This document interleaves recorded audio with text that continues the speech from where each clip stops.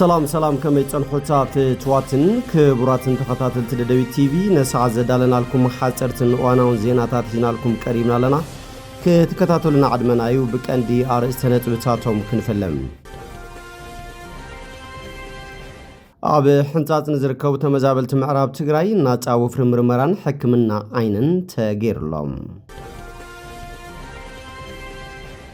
አውሽት 12 መዓልታት 3 ድሮናት ብልጽግና ከም ዝተሓምሸሻ ተገሊጾም ሰራዊት ሱዳን ኣብ ደቡብ ሱዳን ኢትዮጵያ መጥቃዕቲ ከም ዝፈጸመ ተረጋጊጾም ዩኒቨርሲቲ መቀለ ዓለም ለኻው ደረጃው ንምብራ ኸበርቲዩ ይሰርሕ ከም ዘሎ አፍሊጦ ቤት ምኽሪ ከተማ መቀለ ንአይተ ሃይላይ አርጋው ምክትል ከንቲባ ከተማ መቀለ ገይሩ ሸይሞም ንሕልፈት ዝተፈረደ ነርስ ብሞት ተወሰኽቲ ሓደሚት ሕሙማት ከም ዝተጠርጠረ ተገሊጹ ናብ ዝርዝሩ ሰጊርና ለና ምሳሌታው ዜናታት ቢንያም ሓድሽ ሰናይ ምክትታል ኣብ ሕንጻጽ ንዝርከቡ ተመዛበልቲ ምዕራብ ትግራይ ናጻው ፍርምርመራን ሕክምና አይንን ተገይሩሎም ኣብ ሕንጻጽ ኣብ ከርፋሕ ናብራ ዝርከቡ ተመዛበልቲ ምዕራብ ትግራይ ንዝተፈላለዩ ሕማማት ዝተቃልዑ ኮይኖም በዝውን ናጻው ፍርምርመራ ሕክምና አይኒ ተገይሩሎም ኣለው ቢሮ ሓልዋጣና ትግራይ ምስ ኩይሓ ሆስፒታል ሕክምና አይንን ሓፈሻዊ ሆስፒታል ስሑል ሽረንዳ ስላሰን ብምትሕባር ጉጅለ ላዕሎ ሰሙያ አይነ ሕክምና ናብቲ ቦታ ብምኻድ ምርመራን ሕክምና አይንን ከም ዘካየድሎም ተገሊጾም ነትወፍሪ በመዳይ በጀት ሸፈነ ድማ ኪዩር ብላይንድነስ ተባለ ገባር ሰናይ ከም ዝኾነ ላዕሎይ በዓለሙያ ሕክምና አይኒ ዶክተር ዮናስ ምትኩ አፍሊጦም ኣብቲ ዝተኻየደ ወፍሪ ለ195 ወገናት ምርመራ አይን ዝተገበረሎም ኮይኑ መጥባሕታዊ ሕክምና ዘድልዮም 55 ወገናት ተፈልዮም ን30 ጥሪ 2018 ዓ.ም ናብ ኩይሓ ከይዶም ክስርሐሎም ቆጽሮ ከም ዝተዋሃቦም ተፈሊጦም ናይ ትራንስፖርት ምግብን መደቀስን ሓገዝ ከም ዝግበረሎም ውን ኣብቲ እዋን ተሓቢሮም ዝተረፉ ኣብ ዘለውዎ መድሓኒትን ምኽርን ክወሃቦም ከም ዝተገበረ ድማ ዶክተር ዮናስ ምትኩ ወሲኾም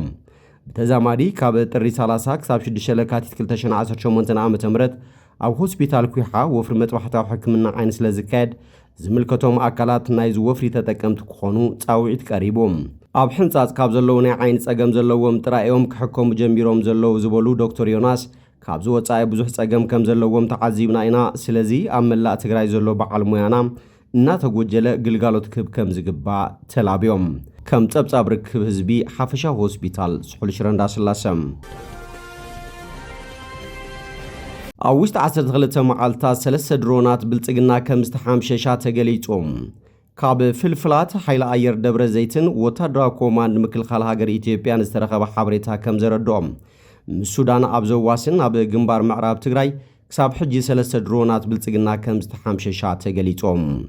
ክሳብ ዕለት 7 ጥሪ ድሮናት ብልጽግና 400 ግዜ ኣብ ለሊ ትግራይ ብፍላይ ድማ 36 ግዜ ኣብ ለሊ ኣርሚ 70 ብተወሳኺ ድማ ኣብ ውሽጢ ሱዳን ብምእታው ኣብ ለሊ መዕቆብታት ዝርከብ ሱዱድ ህዝቢ ትግራይን ቀትርን ለይትን ወታደራዊ ዳህሳስ ከም ዝገብራ ዝተሓበረ ኮይኖም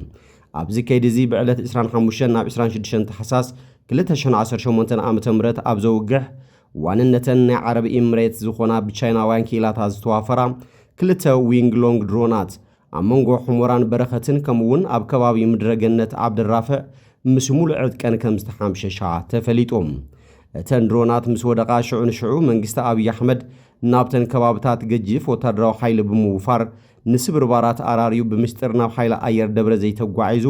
ብምንታይ ከም ዝወደቓ ምርመራ የካይድ ከም ዘሎ ፍልፍላትና ኣቃሊዖም ኣብ ከይዲ ምርመራ ወዳደቓ እዘን ክልተ ድሮናት ብልጽግና ካብ ዊንግ ሎንግ ንላዕሊ ክባርን ጽሬትን ዘለዋ ስርሒት እስራኤል ዝኾነት ሓንቲ ድሮኑ ምስ ካልኦት ድሮናት ናብቲ ከባቢ ብምውፋር ጽዑቕን ተኸታታልን ዳህሳስ እናካየደ ቀንዮም ብዕለት 7 ጥሪ 2018 ኣጋምሸት ግና ኩለን ምስኣ ዝነበራ ዊንግ ሎንግን ሬንቦው ድሮናት ካብ ምዕራብ ትግራይን ውሽጢ ሱዳንን ናብ ከባቢ ሽረን መቐለን እንትምለሳ እቲ ሓንቲ ንበይና ዝኾነ ስርሒት እስራኤል ናይ ሰርቬይላንስ ድሮን ማለት እውን ስርሒት IRS ኢንተለጀንስ ሰርቫይላንስ ኤንድ ሬኮኔሳንስ እተተሓብር ዝነበረ ድሮን ሃለዋታ ይጠፈ ብድሕሪኡ ኣብቲ መወዳእታ ዝነበረትሉ ከባቢ ኣብ ደቡብ ሱዳንን ምዕራብ ትግራይን ከም ዝተሓምሸሸ ተፈሊጦም ሽዑ ድማ ጀነራል ብልጽግና ዝመርሖ ብሄሊኮፕተር ዝተሓገዘ ብበዝሒ መኻይን ሓይሊ ናብቲ ዝወደቐትሉ ከባቢ ኣዋፊሩ ከምቲ ዝሓለፈ እቲ ስብርባራት ክእክብ ሓሰው ክብል እዩ ሓዲሮም ኮይኑ ግና እታ ድሮን ሙሉእ ብሙሉእ ስለ ዝተሓምሸሸት ዝረብሕ ስብርባር ኣቕሓ ከም ዘይተረኸበ እዩ ካብ ደብረ ዘይት ዝወፅእ ሓበሬታ ዘመላኽት ኣወዳድቓ ዘንድሮናት ብዝምልከት ኣብ ደንበ ብልጽግናን ተሓባበርቱ ክኢላታት ኤሚሬትን ቻይናውያንን ስጡ ምስጢራዊ ምርመራ ዝቐጸለ ኮይኑ ክሳብ ሕጂ ጭቡጥ መረዳእታ ክረኽቡ ዋላ እንተዘይከኣሉ ኣብ ክልተ ግምታት ተመቓቒሎም ከም ዘለው እዩ ካብ ወታደራዊ ኮማንድ ምክልኻል ሃገር ኢትዮጵያ ዝተረኸበ ሓበሬታ ዘመላኽት ፍርቆም በኣርሚ ሰብዓ ወይ ድማ ብሱዳን ጃም ተገይረን ክወድቃ ክኢለን እንትብሉ ብወገን ካልኦት ድማ ከምቲ ኣብ ቤንሻንጉል ኣብ መዋፈሪ ናይ RSF ጀነራል ዳጋሎ ዝተወቅዐ ብግብፂ ወይ ብሳውዲ አረቢያ ንጥቃዕ ኣለና እምበር ሱዳን ኮነ ኣርሚ ሰብዓ እዚ ዓቕሚ የብሎምን ዝብል ቅዋም የስምዑ ከም ዘለው እዩ ተገሊጹ ቅድም ክብል ኣብ ውሽጢ ኤርትራ ብሸነኽ ቡሬ ዝወደቐት ድሮን ሓዊስካ ኣብ ዝቐረባ ዝወደቓ ድሮናት ብልጽግና 4 በፂሐን ኣለዋ ድሕሪ ኣብ ስላሴ ጥሪ ዝተሓምሸሸት እታ ወሳኒት ስርሒት እስራኤል ዝኾነ ድሮን IRS ብልጽግና ምርመራን ምጽራይን ክሳብ ዝግበር ኣብዚ ዝሓለፈ ሰሙን ናብ ትግራይ ብፍላይ ድማ ናብ ምዕራብ ትግራይ ኮነ ሱዳን ዝገብሮ ዝነበረ ተኸታታሊ ዳህሳስ ድሮን ጠጠው ኣቢሉ ጠመተ ምውፋር ድሮናቱ ኣብ ክልል ኣምሓራን ኦሮምያን ገይሩ ከም ዘሎ እዩ እቶም ፍልፍላት ሓቢሮም እዚ ከምዚ ኢሉ እናሃለወ ሰራዊት ሱዳን ኣብ ደቡብ ሱዳን ኢትዮጵያ መጥቃዕቲ ከም ዝፈጸመ ተረጋጊጹ ኣብ ደቡብ ዝተኻየደ መጥቃዕቲ ብሓይሊ ኣየር ሰራዊት ሱዳን እዩ ተፈጺሙ ስርዓት ኣብይ ኣሕመድ ንሓይልታት RSF ኣብ ከባቢ ቤንሻንጉል ጉሙዝ ወታደራዊ ስፍራ መሃቡ ሲዒቡ ኣብ ደቡባት ሱዳን ኢትዮጵያ ተደጋጋሚ መጥቃዕትታት ይፍጸም ኣሎም ቅድም ኢሉ ካብ ኢትዮጵያ ከተማ ኣሶሳ ተበጊሰን ናብ ሱዳን ብኮንቨይ ዝንቀሳቐሳ ወታደራዊ ተሽከርከርቲ ብሓይሊ ኣየር ሱዳን ተወቂዐን ኣብቲ መጥቃዕቲ ብርክ ዝበላ ወታደራዊ ተሽከርከርቲ ከም ዝተቃጸላ እውን ሰራዊት ሱዳን ኣፍሊጡ ኣብይ ኣሕመድ ብመስመር መተማን ሑመራን ኣብ ልዕሊ ሰራዊት ሱዳን መጥቃዕቲ ንምፍጻም ሓሲቡ ኣይሰመረሉን በዚ ምኽንያት ድማ ትኹረቱ ብመስመር ቤንሻንጉል ብምግባር ኣብ ኩናት ሱዳን በቐጥታ ምስታፍ ቀጺሉ ኣሎ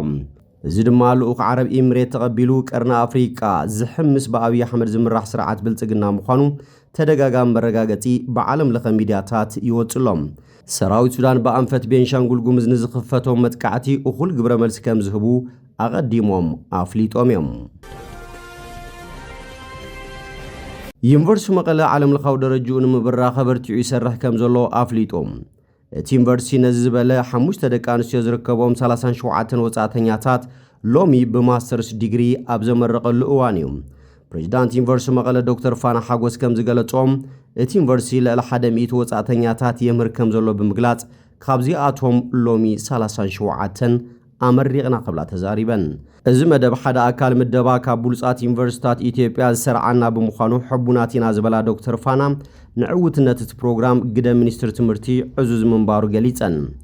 ዩኒቨርሲቲ መቐለ ምረቓ ወጻእተኛታት ተምሃሮ ንኻልኣይ ግዜ ዘካይድ ዘሎ ኮይኑ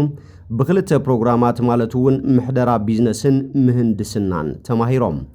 ኣብ ቀጻሊ ዓመት እቶም ፕሮግራማት ናብ 4 ክንዕብዮም መደብ ኣለና ዝበላ ዶክተር ፋና ወጻእተኛታት ተምሃሮ ንዓና ምምራጾም ነጸብራ ቀጻሊ ምዕባለ ዩኒቨርሲቲና እዩ ስለዝኾነ ብቐጻልነት ዓለም ለኻዊ ርክባት ንምጥንኻር ክንሰርሕ ኢና ክብላ ገሊጸን ኣብ ሚኒስትር ትምህርቲ ኢትዮጵያ ፈጻሚ ስራሕ ICTን ዲጂታላዊ ትምህርትን ዶክተር ዘለኣለም ኣሰፋ ብወገኖም ዩኒቨርሲቲ መቐለ ኣብ ምዕባል ዘመናዊ ትምህርቲ ዝፍጽሞም ዘሎ ስራሕቲ ብምንኣድ ብዓለም ለኻውያን ተምሃሮ ተቐባልነት ምርካቡ ኣብ ጽቡቕ ብርኪ ምህላው ዘመላኽት ስለዝኾነ ካልኦት ዩኒቨርሲታት እውን ብተሞክሮ ክወስድኦ ከም ዝግባእ ኣመላኺቶም እዚ ምረቓ ተምሃሮ ኢትዮጵያ ምስ ቻይና ዘለዋ ነዊሕ ዝጸንሐ ርክብ ዘጠናኽርን ኣብ መጽናዕቲ ኢንቨስትመንትን ቴክኖሎጂን ተሓባቢርካ ንምስራሕ ዕድል ዝፈጥርን ይክብሉ ድማ ዶክተር ዘለኣለም ሓቢሮም ተወካል ወጻእተኛታት ተመረቕቲ ተምሃሮ ሚስተር ሁ ክንኳን ብወገኖም ኣብ ውቅብቲ ከተማ መቐለ መጺና እዚ ዝመስል ትምህርቲ ምርካብና ሕቡናት ኢና ብምባል ድሕሪ ምረቓ ኣብ ምጥንኻር ርክብ ኢትዮጵያን ቻይናን እጃሞም ከም ዘወፍዩ ገሊጾም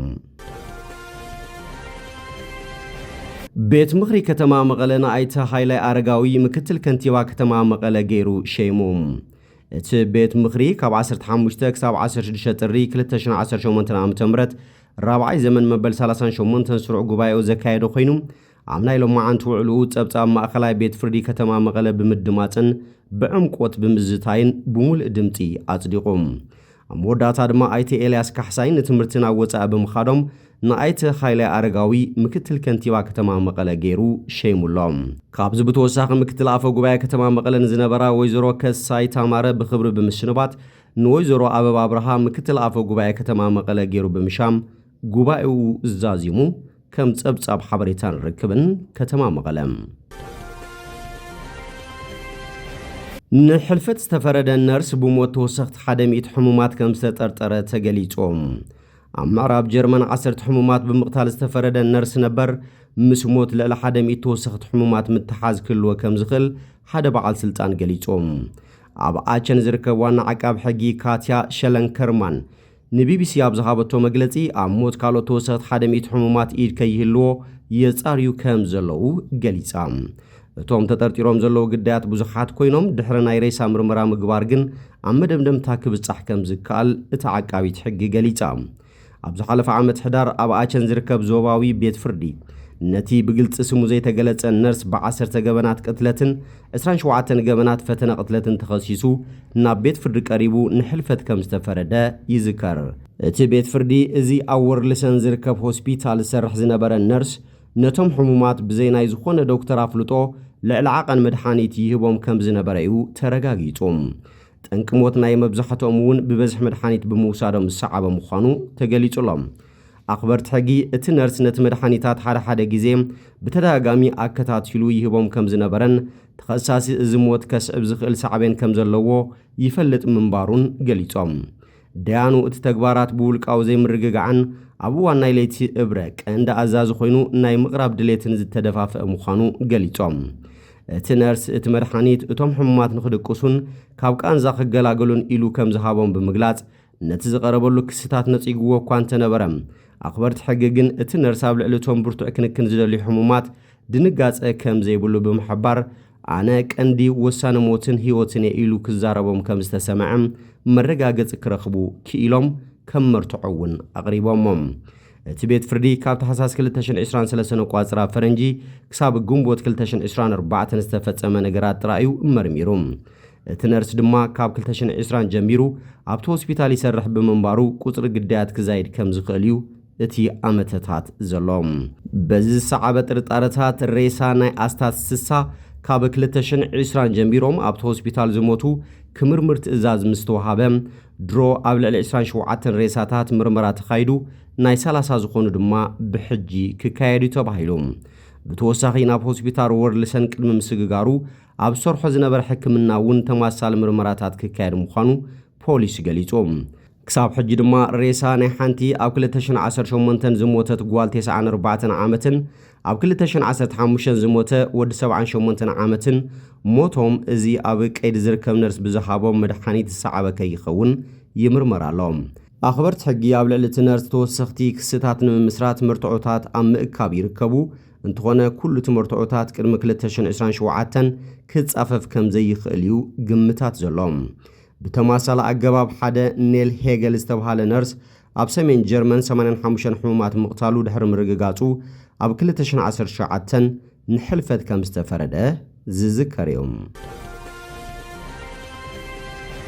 እምበር ከስፍትዋትን ክቡራትን ተኸታተልቲ ደደቢት ቲቪ ነሰዓት ዘዳልናልኩም ዜናታት ነዚኦም ይመስሉ ስለትምክታልኩም ኣመስጊና ብኻልኦት ክሳብ ንራኸብ ሰሰናይ ንዓኹም